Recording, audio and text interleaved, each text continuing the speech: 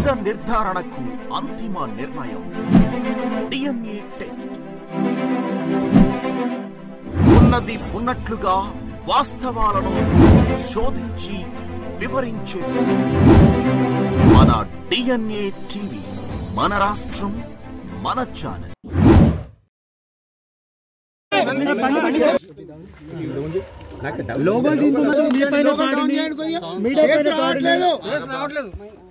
సార్ది face కనబడట్లేదండి. స్వామి చెప్పండి.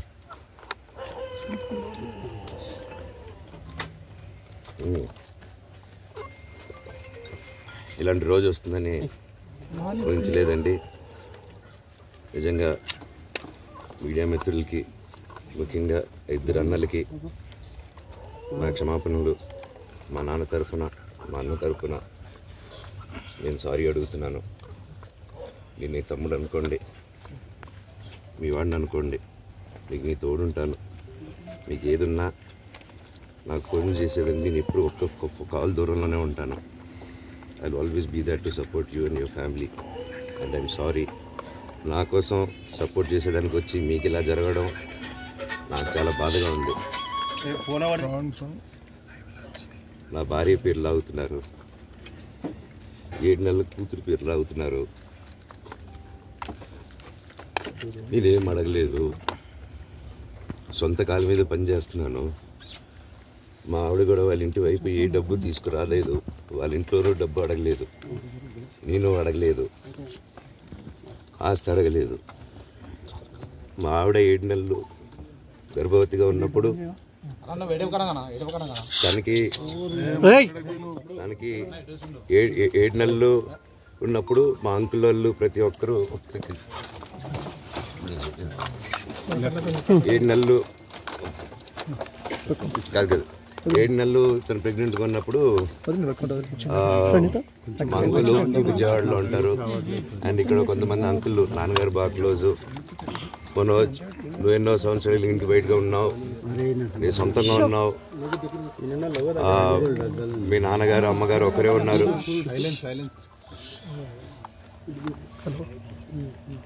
మీ నాన్నగారు అమ్మగారు ఒకరే ఉన్నారు. మీ అన్నయ్య ఏమో దుబాయ్కి షిఫ్ట్ అయిపోయాడు ఫ్యామిలీతో. మీ వైఫ్ ప్రెగ్నెంట్గా ఉంది, తనకి తల్లిదండ్రులు లేరు. తనకి ఇప్పుడు మీ అమ్మ అవసరం ఉంది, పెద్దోళ్ళు అవసరం ఉంది. నువ్వు అక్కడే ఎలా చూసుకుంటావు అంటే, నాకు ఆ రోజు మా భార్య కూడా ఒకసారి వాళ్ళు అన్నీ చెప్తున్నారు కదా, ఎందుకండి ఒకసారి వినండి అంటే, సరే అమ్మా నీకోసం వస్తాను అని చెప్పి మళ్ళీ తిరిగి రావడం జరిగింది. అండ్ ఈరోజు నా గురించి ఆరోపణలు వేస్తున్నారంటే అది నేనేం చెప్పలేను. ఓన్లీ మీకు ఆధారాలు మాత్రమే చూపించగలుగుతాను. ఇప్పుడు వాళ్ళు చెప్పి నేను చెప్పి ఇది కరెక్ట్ కాదండి. నేను ఎప్పటి నుంచో కూర్చొని మాట్లాడదాం అంటున్నాను.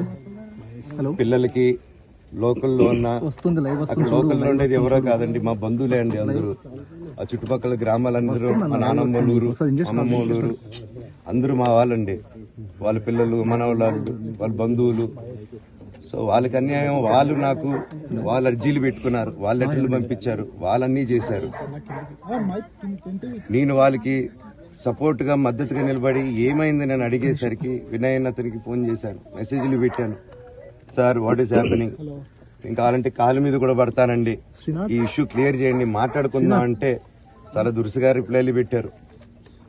నేను ప్రతిదీ ఈరోజు సాయంత్రం 5:30కి ప్రెస్ మీట్ పెట్టి ఆగానండి, ఇంకా ఆగలేను. ఈరోజు ఈవినింగ్ ప్రతిదీ చెప్పేస్తాను. ఆ రోజు నేను పోలీసు సపోర్ట్ అడిగినప్పుడు స్టేషన్కి 100కి ఎందుకు ఫోన్ చేశాను, ఆ 100 దగ్గర నుంచి నేను పర్మిషన్ ఇస్తున్నాను, నాకు ప్రాబ్లం లేదు, మీరు ఒప్పుకుంటే మీరు మీ వల్ల అయితే 100లో నేను ఏం మాట్లాడానో మీరు తీసుకొని వినండి. ఆ రోజు ఆ హీట్ మూమెంట్లో, జరిగిన మూమెంట్లో మాట్లాడాను. ఇంట్లో 10 బండ్లు ఉన్నాయి, అందరూ ఉన్నారు ఇంట్లో. మరి ఇన్ని బండ్లుంటే ఇంట్లో ఎవరికైనా ఏదైనా అయితే కారుల్లో తీసుకెళ్తాం. ఆ రోజు 108 అంబులెన్స్ వచ్చింది మా ఇంటికి. ఈ విషయం ఎవరికైనా తెలుసా? పోలీసులు కూడా తెలుసు, అది ఎస్ఐ గారికి తెలుసు. అది బయటికి రాదు, కానీ రికార్డులో ఉంటుంది కదండి, అది కనుక్కోండి సార్ 108 ఎందుకు వచ్చిందని. అండ్ నిన్ను ప్రతిదీ నేను కొడుతున్నాను ఇది చేస్తున్నాను అన్నారు కదా సార్. సీసీటీవీ కెమెరాలు తెప్పిండి సార్. నేను కిరణ్ని విజయ్ని ఇమ్మీడియట్గా తీసుకొని యాక్షన్ తీసుకోండి. వాళ్ళే దొంగతనం పిల్లల జోలికి వెళ్తే ఎవరికి ఇది. నేను అందుకే నాకు మా నాన్న దేవుడండి. ఈ రోజైతే ఏదైతే చూస్తున్నారో మా నాన్నని, ఇది మా నాన్న కాదండి. నేను అబద్ధాలు ఆడేవాడిని కాదు. నా గురించి మీరు ఎవరినైనా ఎంక్వైరీ చేసుకోండి, నా ఫ్రెండ్స్ని అడగండి. నాకు చిన్నప్పటి నుంచి ఉన్న స్నేహితులు ఒక్కొక్కరు వేరే వేరే వృత్తిలో ఉన్నారు. వాళ్ళు సొంతంగా కాళ్ళ మీద కష్టపడిన వాళ్ళే అండి. అండ్ నేను కూడా నా సొంతంగానే వచ్చాను, కానీ ఏ రోజు ఇది చేయండి అది చేయండి అని అడిగింది లేదు. అండ్ ప్రతిదీ నేను సాయంత్రం వచ్చి మీకు ఎక్స్ప్లెయిన్ చేస్తాను. దయచేసి కోఆపరేట్ చేయండి. మీరు అందరూ ఉన్నందుకు. విజయ్ గారు, విజయ్ అనే వ్యక్తి నిన్న అంత చెప్పిన తర్వాత కూడా మా ఇంట్లోనే నన్ను కొట్టేటప్పుడు అతని కారు ఉంది, వెనకాల నుంచి అలా వెళ్ళిపోయారు అందరు ఉండగానే. మీరు అతని కారు నంబరు, అతని సిగ్నల్ ని దయచేసి ట్రాక్ చేయండి. అన్ని కంప్లైంట్లు పెట్టిన తర్వాత కూడా మా ఇంట్లో ఎందుకున్నాడు ఆ దొంగ. మీరు దయచేసి ఇది ఇమీడియట్ గా చేసుకోండి. నేను సాయంత్రం లోపల ఒకసారి మీరు అన్నారు ఇందాక మా నాన్న దేవుడు అని చెప్పి, ఎవరు ప్రభావితం చేస్తే తను మారాల్సి వచ్చింది? మా నాన్న మీ షోల్డర్ మీద గన్ను పెట్టి కాలుస్తున్నారండి. క్లియర్ గా కాలుస్తున్నారు. ఆయన నేను పనులు చేసుకుంటూ అన్ని రకరకాలుగా ఉన్నప్పుడు ఆయన బ్రెయిన్ వాష్ చేసుకుని నా వ్యక్తిగత జీవితంలో బయట పెట్టి నన్ను, నా వ్యక్తిగత జీవితం తప్ప అది కూడా నేనేం తప్పు చేయలేదండి. నేను ప్రేమించిన అమ్మాయిని పెళ్లి చేసుకున్నాను, ఆ అమ్మాయి కోసం పోరాడాను. దాంట్లో తప్పేంటండి నాకు అర్థం కావట్లేదు. అండ్ ఈరోజు వచ్చి 10 మందికి నిలబడినప్పుడు నేను చెడ్డోడిని అయిపోయాను.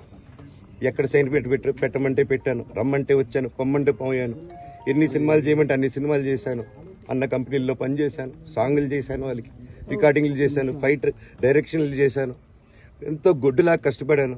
మనసు పూర్తిగా సంతోషంగా చేశాను. నాకు ₹1 అడిగింది లేదు, ఆశించింది లేదు. నేను దానికోసం నాకు కావాలి, నేను పనిచేసిన దాన్ని కూడా నేను అడగట్లేదు. ఒకటే అడుగుతున్నాను, మీకు నిజం తెలియాలి. అందుకోసమే ఏంట్రా వీడు అన్ని బయట పెడుతున్నాడు అనుకోవచ్చు, కానీ ఈరోజు నాకు భార్య పిల్లలు ఉన్నారండి. ఈ రోజు నేను నిలబడకపోతే రేపు నా కొడుకు పెద్దోడైన తర్వాత, కూతురు నేను పెద్ద అయిన తర్వాత వాళ్ళకి నేను సమాధానం చెప్పుకోలేను. నేను దొంగతనం చేసి వేరే వాళ్ళు కడుపులు కొట్టి నా పిల్లల మొహం నేను చూడలేను, ఆ కూడు నా పిల్లలకి పెట్టలేను. మా నాన్న నన్ను అలా పెంచలేదు, మా అమ్మ నన్ను అలా పెంచలేదు. మధ్యలో మా అమ్మ నలిగిపోతుంది. మా అమ్మని హాస్పిటల్లో అడ్మిట్ అయ్యారని చెప్పి నేను అబద్దాలు ఆడారు. హాస్పిటల్కి వెళ్ళి చెక్ చేయించుకుంది అమ్మ. నువ్వు వెళ్ళిపో ఇంట్లో నుంచి, నువ్వు వెళ్ళిపోతే వీడిని చూసుకుంటావు మేమంటే, మేము మంచిగా మాట్లాడి పంపిస్తా అంటే నమ్మి ఆవిడ 3 రోజుల నుంచి దడదడగా ఉంటే వెళ్ళింది వెళ్ళమ్మ అంటే. ఏజీకి వెళ్ళడం వాస్తవం చూపించుకొని ఇమీడియట్ గా మా అన్నింటికి వెళ్ళిపోయి అన్నింట్లో పడుకున్నారు. మీకు ప్రతిదీ తెలుస్తుంది. ఈ రోజుల్లో ఏది దాచలేరు. మరి ఇంత క్యారెక్టర్ అసాసినేషన్ నేను చేయని దానికి చేశారని, నా భార్య వచ్చిన తర్వాత నేను చెడ్డోడినయ్యానని, అదే వాళ్ళ తల్లిదండ్రులు ఉండుంటే గమ్మునుంటారా అండి? ఈరోజు నేను గమ్మునుంటే ఎలా అండి? తనకి తల్లి అయినా తండ్రి అయినా అన్ని నేనే అండి. ఈరోజు తను వాళ్ళ ఇంట్లో ఆధారపడదు, నేను మా ఇంట్లో ఆధారపడను. నేను నా సినిమాలు చేసుకుంటున్నాను. తను సొంతంగా ఒక టాయ్ కంపెనీ పెట్టుకుంది. లాక్డౌన్ లో నా అహం బ్రహ్మాస్మి సినిమా మా ప్రేమ కోసం ఆపేసినప్పుడు నిర్దాక్షిణంగా నేను చెన్నైకి షిఫ్ట్ అయిపోయి ఊర్లో వద్దని మేము అక్కడ కూర్చొని, నేను మనోజ్ నువ్వు బొమ్మలు గీస్తావు కదా, కథలు రాస్తావు కదా, బొమ్మలకి ఆత్మనిర్భర్ అని నరేంద్ర మోడీ గారు అనౌన్స్ చేశారు. ఈ బొమ్మలు, నీకు బొమ్మలు ఇష్టం, పిల్లలు ఉన్నారు, మనమే క్రియేట్ చేద్దాం బొమ్మలు అంటే నేను డ్రాయింగ్లు చేసి కథలు రాసుకొని నా ఫ్రెండ్స్ దగ్గర కొంచెం అప్పులు చేసుకొని మేమే పెట్టుబడులు పెట్టుకుంటూ, నా ఫ్రెండ్స్ కూడా పెద్ద కష్టపడి వచ్చిన వాళ్ళండి. వాళ్ళకున్న కొంతలో నాకు పంచుకుంటూ మమ్మల్ని కాపాడుకుంటూ ఒకరినొకరు కాపాడుకుంటూ నిలబడి ఈ రోజు మనీని నిలదొక్కున్నాం అండి. నేను నా భార్య, తను కష్టపడుతుంది. ఇప్పుడు కాశ్మీర్ నుంచి కన్యాకుమారి వరకు ఓన్లీ తను, నేను, ఇంకొక 3-4 కలిసి దీన్ని ఇంత దూరం తీసుకొచ్చామండి. ఈ రోజు నేను మళ్ళీ సినిమాలకు వచ్చేసాను. అందుకే ఈ రోజు నేను నిలబడపోతే ఇది నా పిల్లలకి చెప్పేది కరెక్ట్ కాదు, ఎవరికి కరెక్ట్ కాదు. ఇన్నాళ్ళు గమ్మునున్నాను ఓకే, కానీ వాళ్ళ నాన్న ఆస్తుల కోసం కొట్లాడుతున్నాడా, మంచి కోసం నిలబడుతున్నాడా అనేది ఈ రోజు మీకు సాయంత్రం వచ్చిన ప్రూఫ్స్ అన్ని వదులుతాను.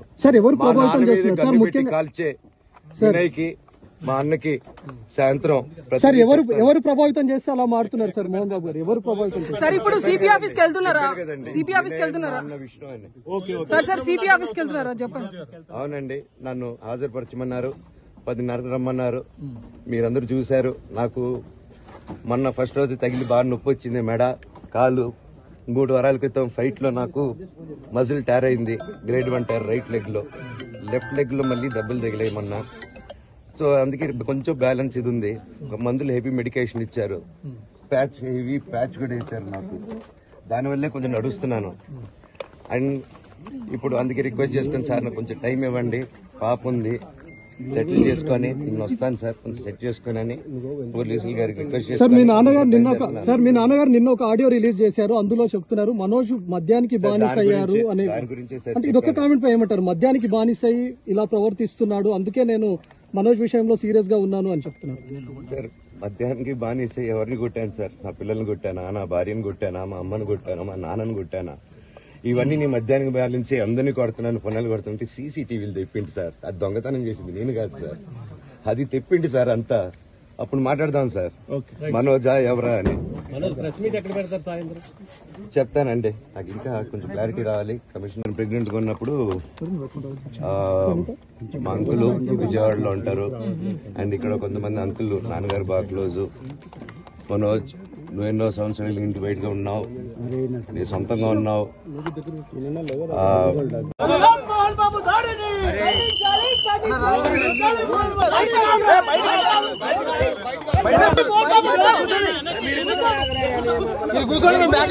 ఖండించాలి ఖండించాలి ఖండించాలి ఖండించాలి ఖండించాలి ఖండించాలి ఖండించాలి. Down down down down down down down down ఖండించాలి ఖండించాలి ఖండించాలి రంజిత్ పై దాడిని ఖండించాలి. Down down Mohan Babu down down Mohan Babu down down Mohan Babu down down Mohan బాబును వెంటనే అరెస్ట్ చేయాలి. మోహన్ బాబును వెంటనే అరెస్ట్ చేయాలి. మోహన్ బాబును వెంటనే అరెస్ట్ చేయాలి. మంచు విష్ణును అరెస్ట్ చేయాలి. మంచు విష్ణును అరెస్ట్ చేయాలి. మంచు విష్ణును అరెస్ట్ చేయాలి. మోహన్ బాబు మంచు విష్ణుల దౌర్జన్యాన్ని అరికట్టాలి. మంచు విష్ణు మోహన్ బాబుల దౌర్జన్యాన్ని అరికట్టాలి. మీడియాపై దాడి ఖండించాలి. మీడియాపై దాడిని ఖండించాలి. వర్ధిల్లాలి వర్ధిల్లాలి వర్ధిల్లాలి. Down down down down down down ఖండించాలి ఖండించాలి. Down down down down down down down